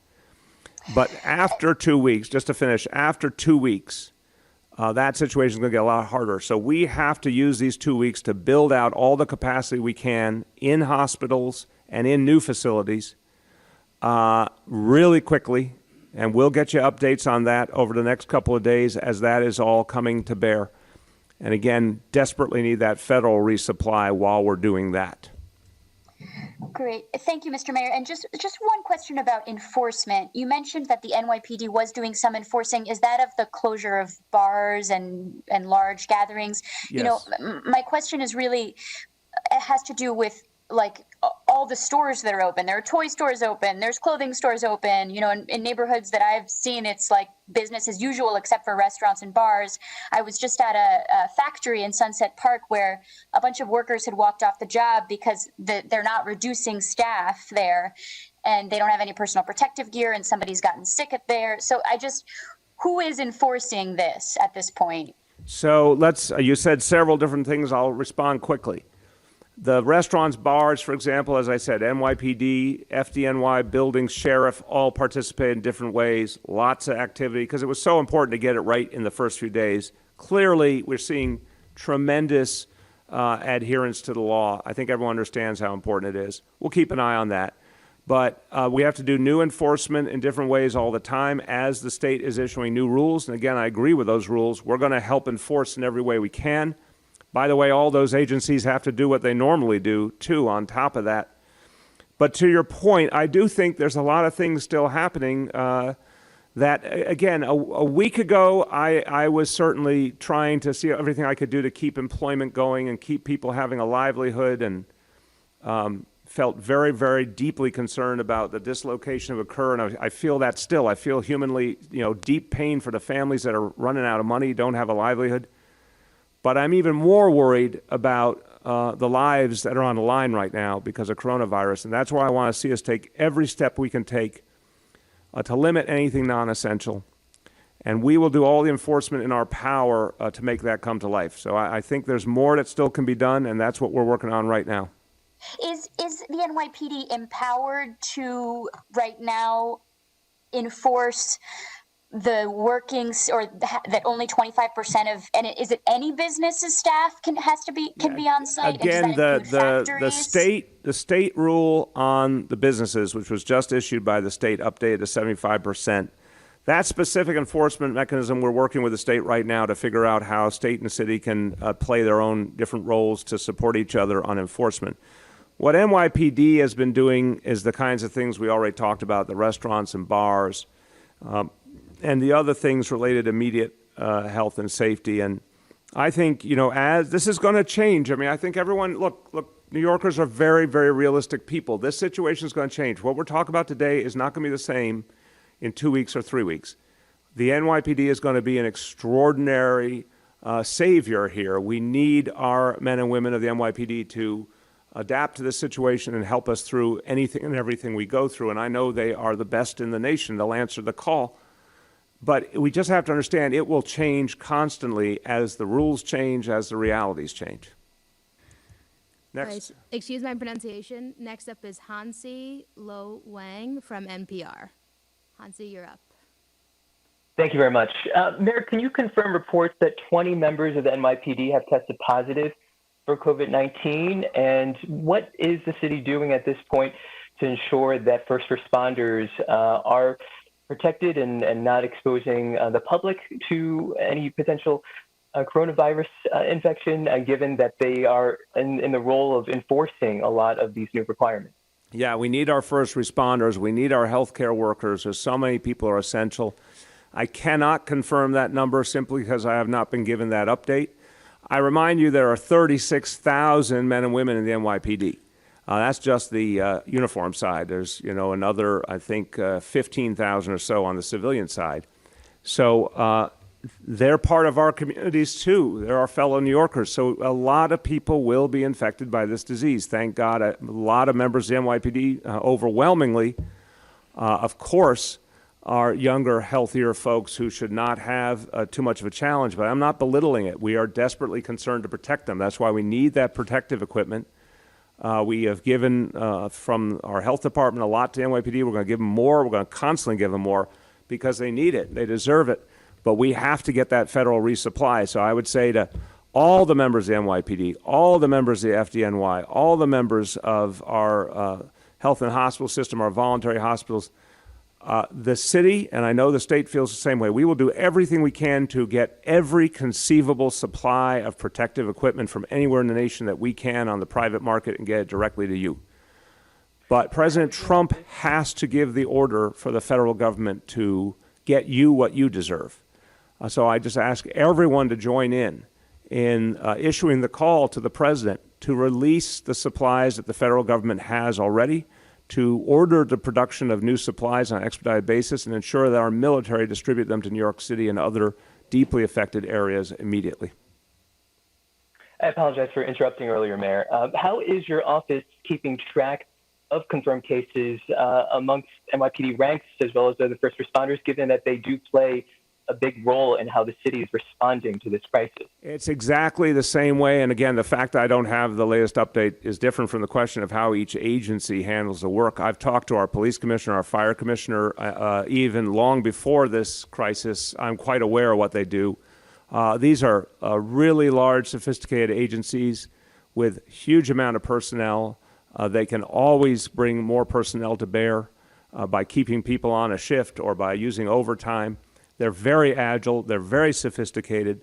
They have been through situations, the most horrifying situation you can imagine, 9/11, where our fire department, our police department suffered horrible losses and yet made immediate adjustments and kept the city safe. They are right now making adjustments day to day to ensure that everyone's protected. And remember, for the vast majority, I'll say it and our health commissioner can add if she wishes, for the vast majority of our uniformed service members, if they get sick, they will get well quickly because they are overwhelmingly younger, healthier people. We are concerned for every one of them. I don't want to see a single one of them get sick. I am concerned for their families. I know they are. There may be some individuals who have particular conditions that make them more vulnerable, but the vast majority of our first responders are people who, if God forbid they get sick, they'll be out of commission for a limited period of time, then they'll get well, then they'll be back at their post. And so that is something that our fire commissioner, our police commissioner understand, and they'll make adjustments as they go along. I think, Mr. Mayor, you covered it all. I don't have anything else to I add. accept. Okay. Thank you. Who's next? Henry is up next. Henry. Hi, how are you doing? Can you hear me? Yes, Henry. Go ahead. I actually have two questions totally unrelated, but I want to go back first to Gloria's question about what is happening in Brooklyn. Because as you know, there's a history of some of these communities resisting public health measures, resisting inoculations for measles. And these communities are intensely religious and very tightly knit. And it would seem to me that it's almost counterintuitive not to think that there's a cluster going on, given the closeness of these communities and the history of skepticism that they have toward public health rules. It's a very fair and knowledgeable question, but I'm going to tell you a couple of things. One, I spoke with a number of community leaders who I know very well, and as I think you know, Henry, I know the community deeply. I represented it in various ways over the years, very directly. I heard things I never thought I'd hear in my life from leaders of the community who made very clear how many shuls had been shut down, how they were urging the shutdown of those remaining, and how much agreement there was in so much of the community to do it. Because I think what we cannot ignore here, this is not the measles, which was a very difficult time for all of us, and we had to all work together with the community to fight it back. This is a global pandemic, a disease that no one on earth fully understands, has no cure, no vaccine. The Jewish community and all communities have been affected by that understanding. So I think you're seeing things happening here that you would not see in normal situations. I mentioned the example of the gentleman who told me he's keeping his parents away from their grandchildren on purpose and never did that before in his life. I think a lot of people are waking up quickly to what Dr. Barbeau said. I just hope everyone's listening to Dr. Barbeau when she says we have to change what we're doing right now to protect ourselves and our families. So I understand your question, but I'm telling you, and I've asked my own liaisons who work with the community to confirm this, we are seeing things we have literally never seen before. Shuls closing, people only socializing with their own family, not with neighbors, not going to religious service with their neighbors. We're seeing things that are very, very different. And as to the facts about the numbers of cases, Dr. Barbeau, I've asked her probably 5 times in the last week because it's come up so many times. She pores over the numbers all the time. There is nothing happening in that part of Brooklyn that is meaningfully different than what is happening in parts of the rest of the city. It's just a fact. Okay. My second question had to do with the fiscal impact on the city. The comptroller has come up with his estimate. Is that an accurate estimate? I think it was something like 1.4 billion or around there. It's way too early to make that assessment in an ever-changing situation. Say a few things. We intend to, in about a month's time, we will do the executive budget. We intend to keep it on time. We will have to, of course, account for what's probably very substantial changes in revenue and very new expenses. I also want to believe, and I think even within the course of a month, we might see a stimulus bill and a bailout for localities on a level we've never seen before in decades. We should see that. I don't know for sure if we will, but I think there's a lot of movement in that direction. So we need to look at the whole picture. I think we're going to have a tough time, Henry. I think we're going to have a very tough time. I think we will find a way. And the big X factor will be how much federal support comes in directly to New Yorkers' money directly in their pockets and directly to localities, and obviously then the reimbursement levels for localities after the fact. All of those issues need to be factored in, and we'll do that through the budget process. Okay. Have you made a request to the feds on this issue yet? We have made a request to the feds on everything that we need right now to ensure our hospitals operate and all those frontline needs. And we have a guarantee, which has been stated in many different ways, including from the president to the nation, that there would be reimbursement. In terms of immediate local support, we've been working with Senator Schumer on what will be included in that next stimulus and relief bill. So that's where I think we have an opportunity to get something done. Okay, thank you. Thank you. We're going to go back to Bridget. Do I believe you? Hopefully third time's the charm. Hello. Hi, Mr. Mayor. Can you hear me? Yeah, Bridget, if you didn't want to ask a question, you should have just said so. Oh, my goodness. Thank you. First of all, thank you so much for doing this virtually. And thank you for your patience with some of my tech challenges. I wanted to start by asking a follow-up question related to Rikers Island. You said that the city had identified 40 cases, 40 inmates who could potentially be released. I'm wondering if you could give us a few more details about how you're identifying potential inmates for release, what's the criteria, and do you have an estimate for the number who could be potentially released or reviewed? It's literally individual by individual. So that number will be after each case that's pertinent is gone through.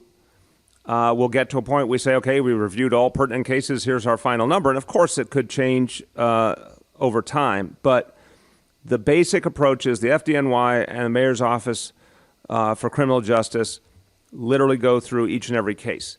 It's 40 now. We certainly expect more.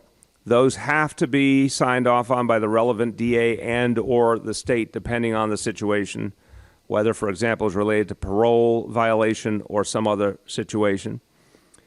And the goal is to get releases starting today if those sign-offs occur, and then we'll keep updating you on the numbers. What we are looking for is, we of course don't want anyone to be older with pre-existing conditions, but anyone who is older with pre-existing conditions, we obviously would prefer to get out of the facility if we can. And we want to see those who are at low risk of offending.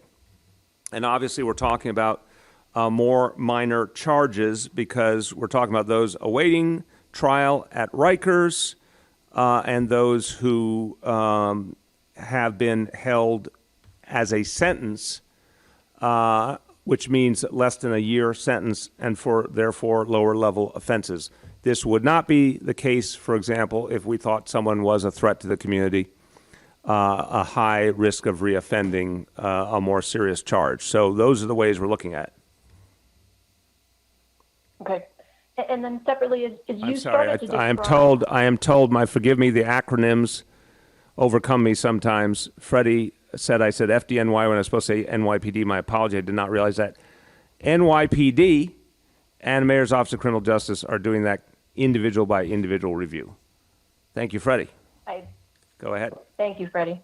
And then separately, as you talked about how the city's workforce is going to scale back and that some city offices may just shutter, do you have this, can you tell us about, which, for people who are listening and, want to file building permits or trying to go to the marriage bureau, can you tell us the places that they could anticipate being closed come Monday? Not yet, but that is a great question. Give me till tomorrow to answer that, because I think the way to think about it is, Bridget, that there's a whole bunch of people we need to be exactly where they are. That's police officers, firefighters, of course, EMTs, transit workers are obviously mainly the state, but healthcare workers of all kinds. And there are some folks who will have to be in community locations. For example, when we set up that education and childcare for essential workers, kids, we will need all the people to staff that necessary to make that a safe environment, an environment where there's education, where there's food, et cetera. So we're going to delineate all of that. But what we've come up with is about 250,000 people who will end up working from home. Or again, we're going to, even if they don't know how to do it now, we'll create some new approach to it or some new assignment. I think what it means is anything that is not essential, that we don't need it, either not essential, we don't need it at all right now, or not essential, it can be done remotely. We're going to do that.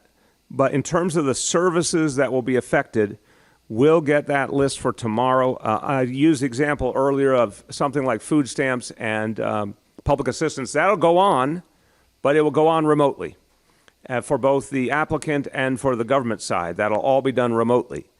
So that's an example of something where the service will continue, but you won't need to go to any office or go to any in-person interview. But let's get you a list of everything that will continue, even if it's in a different form, versus things that might be put on hold or disrupted until we get through the core of this crisis. Thanks so much. Thank you. Up next is Heron Ian from World Daily Report. First name again? I believe it's pronounced Heron. Is it Heron? Or you can pronounce can you hear me? Yes, we can hear you. I'm from China Press. It's announced Heron. Yeah, it's good. Okay. So I want to ask a question about Ms. Mayor. Despite the agree and disagree between you and Governor Cuomo on selling of the city, as the mayor, what's your point of view of selling of the city, like New York City? On what level this measure will be necessary, like what the authority did in the city of Wuhan, China? What I think is it's not about quote unquote sealing off. I appreciate the question. I think it's really important.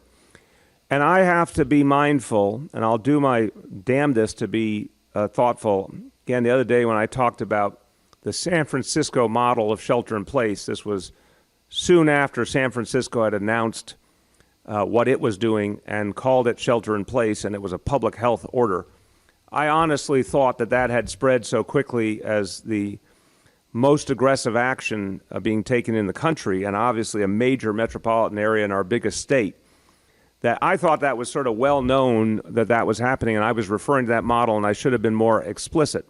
I was not referring to closing borders. I was not referring to sealing off the city. I was not referring to closing the bridges. I never referred to any of that ever, nor when we went through the rumors last week where, people were, I had some of the most sophisticated, educated, knowledgeable people I've known in my life calling me frantically saying, what's this about the bridges being closed and all? And I said, there's no truth to it. We would tell you if something like that is happening. There's no reason for something like that happening. It's not happening.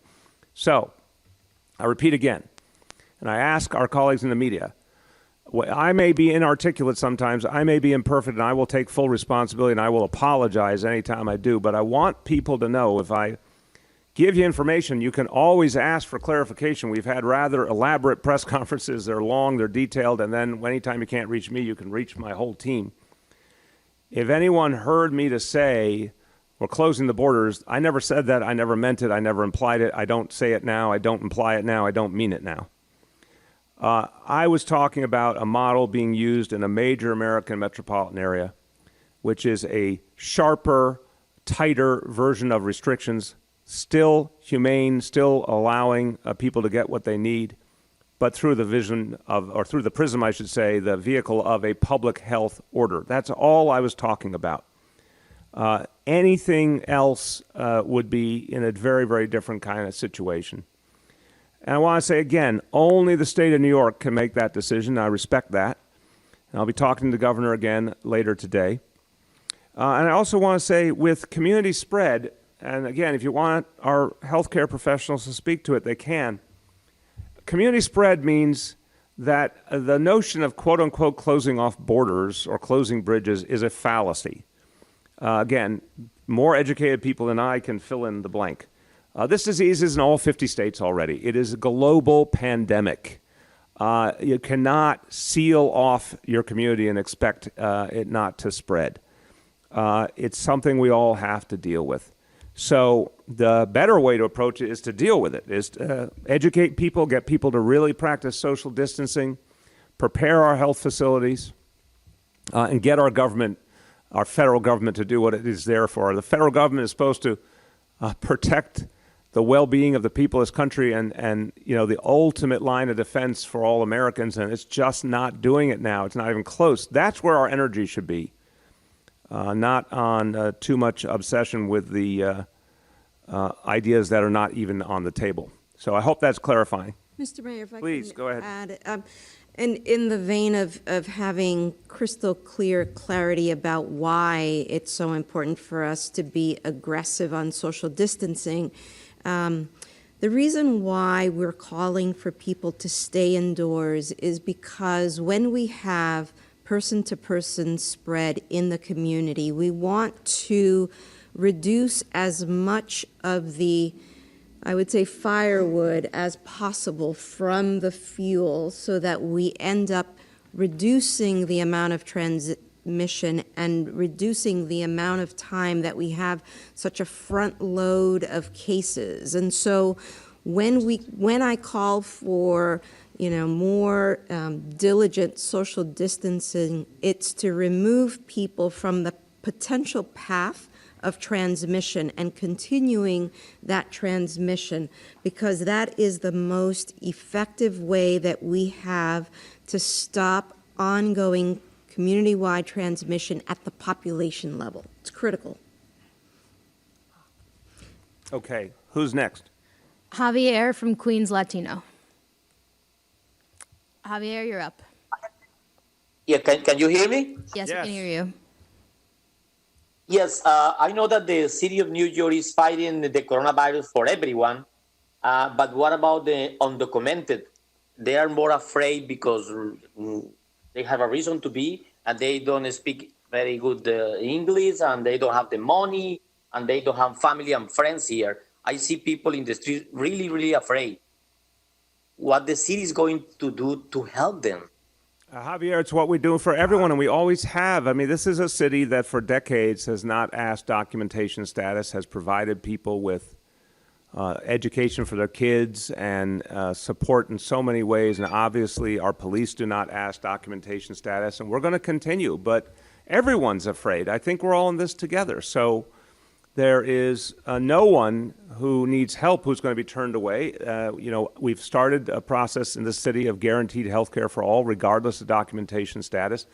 I hate to say it because this is such a painful situation, but this pandemic is telling us even more clearly why we need a universal health care system in America, and why it is just a fallacy to think that you can have a healthcare system that excludes 12 million people who happen to be undocumented, and yet everyone else is going to be safe. I think this horrible situation with the coronavirus is waking us up to the reality of a global world, the reality of healthcare today in an ever-changing environment. If you want to protect yourself and your family, you should protect the healthcare of your entire community and your entire nation. So, everyone will be served, and anyone undocumented, and please spread the word. If they need help, they can call 311 in a host of languages and get guidance on what to do. If they need health care, and that's confirmed by one of our doctors, because again, if they're symptomatic, they should be like everyone else, stay home and wait those 3 or 4 days and see if it gets better or worse. But if they need health care and it's confirmed, they will get it, and they'll pay only what they can pay, and if they can't pay anything, they won't pay anything. I don't know what more we can do in this city to, I mean it as a statement of philosophy. We couldn't be clearer that there are fellow New Yorkers, there are fellow human beings, we will be there for them. Up next is Jennifer from the Associated Press. You hear me? Yes, we can hear you. Great, thank you very much. I was going to ask, now that testing has increased the level it has, is there any thought being given to testing groups of people, symptomatic or not, who might be at particular risk, such as healthcare workers? Dr. Barbeau. There's no indication for testing asymptomatic people. And it gives me the opportunity to really highlight the point that for every unnecessary test that we do, i.e. for asymptomatic people, it also squanders limited resources of necessary gowns, gloves, masks. And so for every one of those, we not only squander a test, but we squander all of the other critical personal protective equipment that is in short supply across the world. So there's a double reason why we don't want to be testing asymptomatic people, even if they're healthcare workers. We have clear guidance that healthcare workers who are potentially exposed, being vigilant for any potential symptoms that they may have. We actually issued a health alert to the tens of thousands of doctors that we have in this city and directed them to check their temperatures twice a day, to be vigilant about the symptoms they have, and to stay home. So that advice is the same advice we give all New Yorkers. It's, however, more instructive in terms of actually taking their temperature twice a day. Thank you. Thank you. Next. Julia Marsh. Hi, Julia. Can you hear me? I can. Can you hear me, Mr. Mayor? Yes, indeed. Okay, I just wanted to say that I appreciate you recognizing the sacred responsibility that we in the press have. And in that vein, just before I get to my questions, I'd like to say, and I'm speaking for many in the press corps, we understand how busy you are, but we respectfully request that these briefings happen in a more timely manner, as the delays are preventing dozens of frontline reporters from getting vital information to the public. Well, Julia, I respect that request, but there's two problems. The first is we have an ever-changing situation, and we assess when we think we'll have the information we need, and then a lot of times it changes literally while we're in the middle of preparing. So I think we're going to do this. We're going to try to give you a very conservative time, and I'm going to say this with no disrespect. We're going to give a conservative time for when we begin. We catch information coming down from the federal government, down from the state government, and we have to make sense of it, and we have to be ready, and we have to be accurate. We'll give you a conservative start time. If you want to participate, participate. If you don't, you don't have to. But we cannot start until we have everything assembled and proper. And that's just the standard I'm going to hold. So I hear you, but I have an obligation to 8.6 million people to get it exactly right. And I know there are many, many reporters who are ready to receive the information at whatever moment it is available. We'll do our damnedest to make it as early in the day as possible. But this, I have never seen a more ever-changing situation in my life. So that's the ground rule. I respectfully, that's the ground rule. Take it or leave it. Okay, thank you, Mr. Mayor. And then I have a couple quick follow-ups and then a question about the Veterans Administration.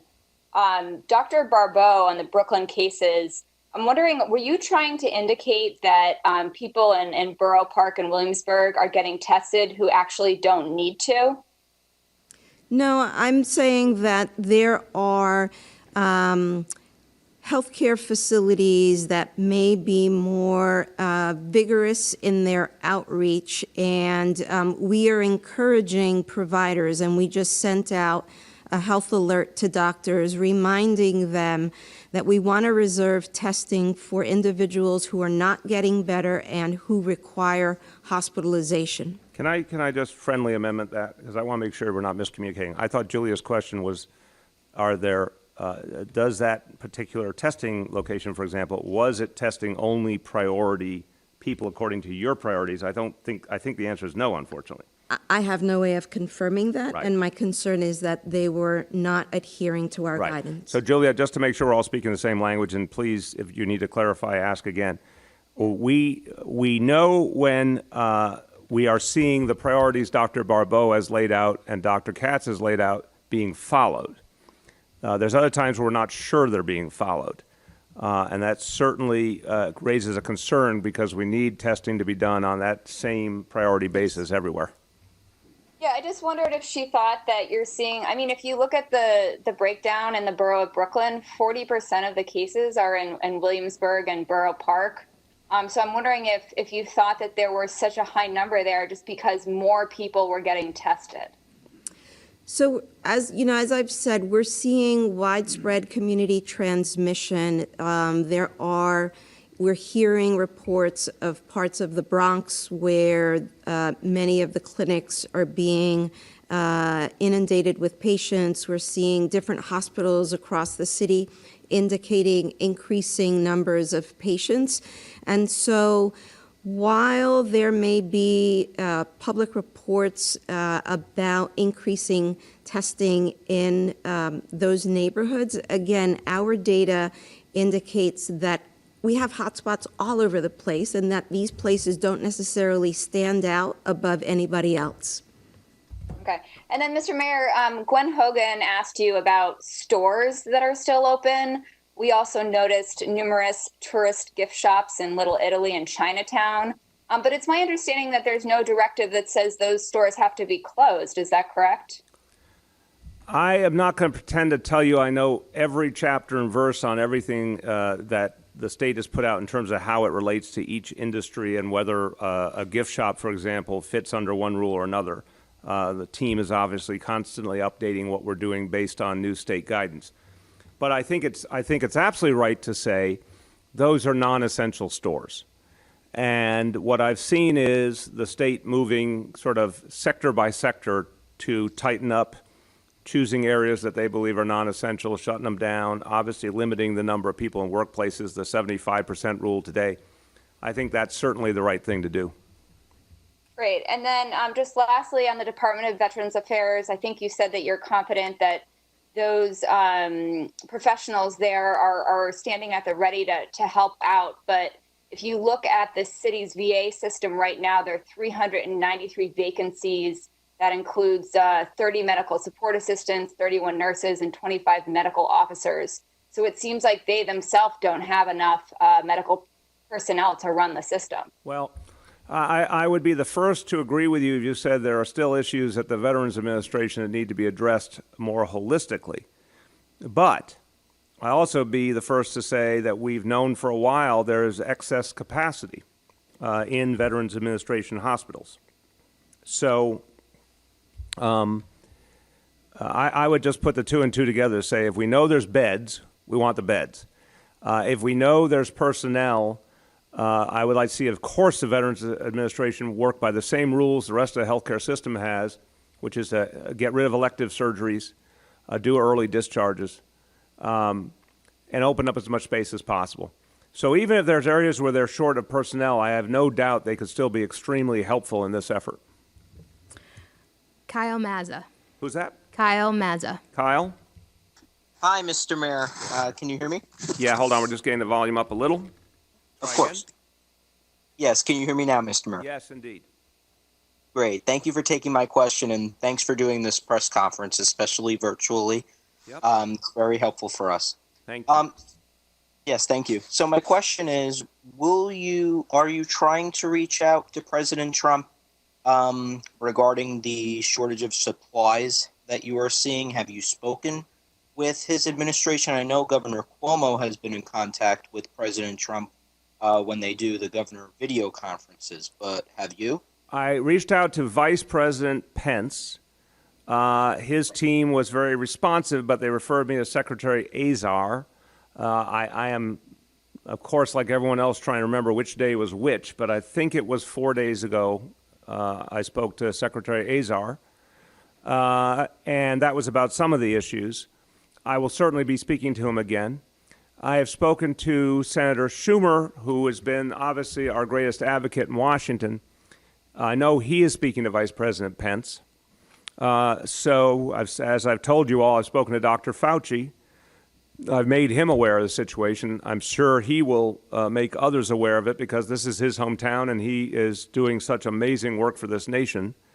I'm certainly going to try again to reach Vice President Pence, who the president's put in charge of this effort. I'll certainly be talking to Secretary Azar again. But my hope is a combination of the efforts of Secretary Schumer, the efforts of Governor Cuomo, the efforts of other members of the delegation, and just the sheer public demand, because let's face it, the more that the president, the vice president, and the cabinet hear from the people, from leaders of all sectors, business community, everyone, that this is an unacceptable situation. We're here in the nation's largest city, and I am telling you point blank that we have a real danger up ahead. And we've codified it in letters to all, top federal officials. I mean, there's a point at which you say, are people actually taking responsibility or not? So I'm going to hope and pray that if we sound the alarm enough times, someone will listen.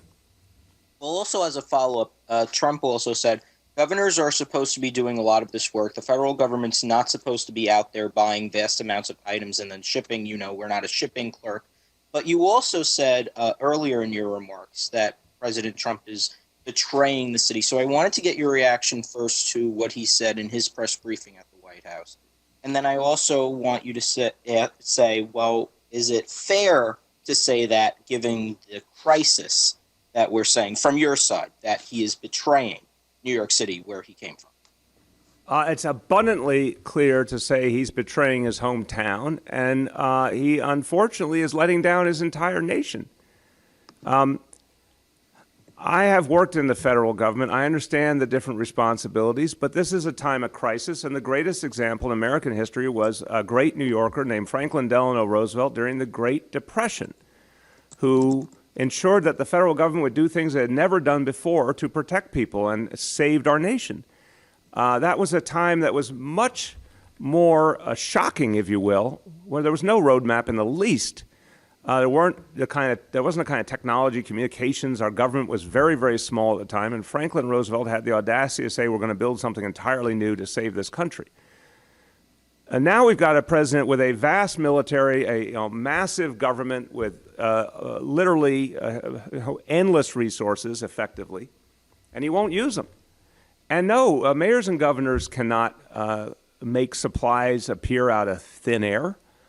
I mean, we have powers, but not the kind of powers to get factories in other states to have to produce something we need or to get it from another state to here in a manner that's prioritized and guaranteed. That's what we need. We've got 2 or 3 weeks, for God's sakes. The only way you know that goods are going to be produced on a huge scale and gotten where they need to be is to use that War Production Act to the fullest. Defense Production Act to the fullest, and to ensure the United States military does the logistics. It's the only way you can guarantee at this point. You know, if the president acted 2 weeks, 4 weeks, 6 weeks ago when he could have, they might be having a different discussion. But wake up. We are really running out of time, and the only way it works is if the federal government immediately uses all of its muscle to save this city and a lot of other places. Katie Honan is up next. Katie? Yes. Katie, you're up. Katie, can you hear us? I will come back. Katie? Okay, who's next? Mark Morales from CNN. Say the name? Mark Morales. Mark? Yes. Mark? How you doing, Mr. Mayor? Good. How are you? Good. So I just wanted some clarification. The number back to Borough Park in Williamsburg in that area, the number that's being reported is more than 100. So 2 questions. What's that number at now? And if that's not a cluster, then why isn't it a cluster? Is it lower than that number or? So, may I? Yeah, please. Citywide, as the mayor mentioned, we've got above 3,000 people, and it's to be expected that we would have high numbers in all of our neighborhoods. And so when we talk about a cluster, it is a situation where we can trace it back to an originating source. When you've got widespread community transmission, it is impossible to draw it back to a single source because there are so many opportunities for individuals to have gotten infected. Gotcha. Okay. So then what's that number for Borough Park in Williamsburg now? We'll have to get back to you on that. Right. Again, it's 100 cases, which no one takes lightly, but against what at that hour was 3,615 overall for the city, over 1,000 for Brooklyn. So, but we will get you more. Mary Frost from the Brooklyn Eagle. Say again? Mary Frost from Mary? Brooklyn Eagle. Yes. Okay. Yes, hi. Good afternoon. Shall I ask the traditional question? Can you hear me? Yes, Mary. Okay, great. This is a 2-part question. The first is, we are hearing that younger people are actually being hospitalized in greater numbers than expected, even though they are not dying at the rate of older people. And the related to that is a number of younger people are telling me that they feel compelled to work in the gig economy because they have student loans that apparently can't be deferred, or they have all kinds of problems deferring them. Can you address these questions? Okay, on the younger people, I'll let Dr. Barbeau speak to. I mean, we've talked about what we've seen globally and consistently about the impact on younger people. No one has ever said there won't be some young people who don't go through a more serious situation, but overwhelmingly we've seen young people, healthy, keyword, healthy young people, have very limited impact. I don't have a number in front of me for hospitalized out of that 554 as of 5 p.m. yesterday. I don't have a number in front of me of how many are under 18, but if you could speak to the larger situation. So we are looking at the data on a continuous basis, and by and large, the vast majority of people who have tested positive are above the age of 18. We are not seeing clinically anything that as of this moment looks differently from what's being observed in other countries, which is that primarily the people who do end up hospitalized and who may have more severe cases tend to be older individuals, and especially those with chronic underlying conditions. Oh, excuse me. Well, this report is referring to the group between 18 and 46. So again, the majority of individuals that we're seeing hospitalized with severe conditions tend to be individuals who are above that age, but that's not to say that we don't have people who are between 18 and 49 who have been hospitalized. But it's not out of proportion, again, at this point in the outbreak in terms of what we're seeing, it doesn't seem to be out of proportion with what's being observed in other countries. Okay, thank you. And can the mayor, can you address something about the pressure that people in the gig economy are feeling from their student loans and debts? Oh, I think people in the gig economy are feeling just immense pressure. That gig economy is, for so many people, falling apart, and they're going through a lot. Now, I am not up to date on the federal or state actions on student loans. Obviously, that's not something the city regulates. My understanding is there's been some kind of relief or suspension around interest payments or something like that. I'm not, again, forgive me, I don't have all those details. But I look, at this point, like everything else happening, we need extraordinary measures. This would be an ideal time to postpone all student debt in the middle of this kind of crisis, because a huge number of people are in no position to pay it right now. We're talking about, yesterday I heard a federal official mention the possibility of 20% unemployment. 20% unemployment puts you damn close to where we were in the Great Depression. That is the only time in our country's history, to the best of my knowledge, we've ever been at that level. You're going to have a vast number of people cannot afford to pay for a lot of things, especially student loans. So that should be part of any kind of bailout package, to suspend those payments, give people a substantial grace period until they can get back on their feet and be in a position to pay again. Who's next? Matt Chase. Matt. For taking my questions. Yes. A couple of them. First, to what extent does the governor's executive order yesterday limit what you can do? And to what extent does it limit what you can do under the orders you've already signed? And then at the top of the call, you listed certain very important vital items that you're running out of: masks, coveralls, ventilators, et cetera. Approximately how many of these items that you listed do you have right now? Assuming the feds do come through with this wish list, how long will the supplies last? And finally, will Elon Musk be producing ventilators for the city? I know there'd been some back and forth on Twitter.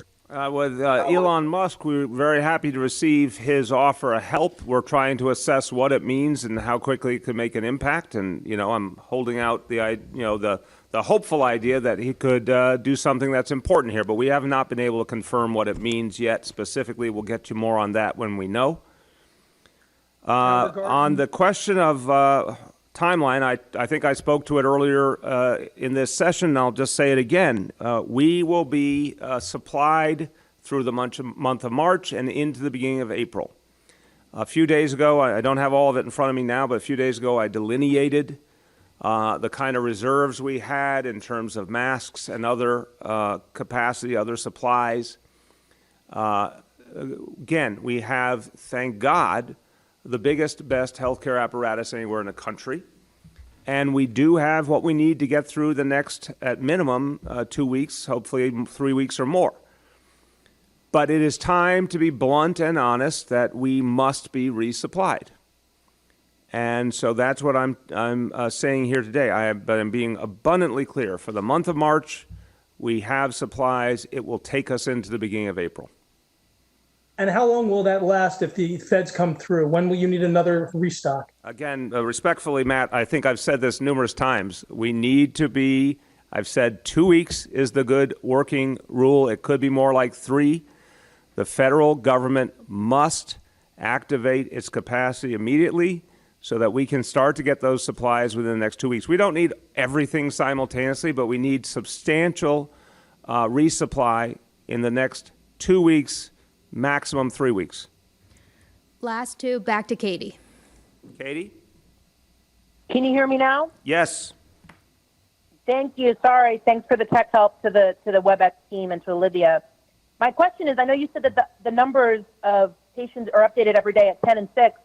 It's now 6:44 p.m. Do you have those updated numbers? Because the data we're working with is from 10 a.m. and it's probably at this point, unfortunately, really out of date. Yeah, when I say it's updated, Katie, there's a lot of cross-checking that happens, and so 6 o'clock is the time that they, as I understand it, they sort of call timeout at 6, and then they have to do all the analysis to make sure it's right.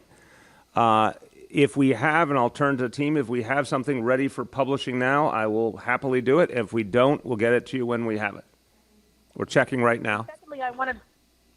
No, it is not ready yet, is what we're getting, but when we do have it, we'll put it out. Thank you. And secondly, I know that you announced new testing facilities, the new drive-through facilities in other boroughs. I know Queens has some of the highest numbers, but I don't know if they have the same level of testing capabilities as other boroughs. Well, let me clarify again. I explicitly did not use the word drive-through because they're not drive-through, so I want to be really, really clear about that. And I'm going to, again, ask everyone, I'll try and be really precise. I'm sure I'll be imperfect, but if you ever need clarification, please say so. The on-testing centers through H&H, 10 new sites at hospitals. Those are not drive-through. Each will serve 150 people per day with testing.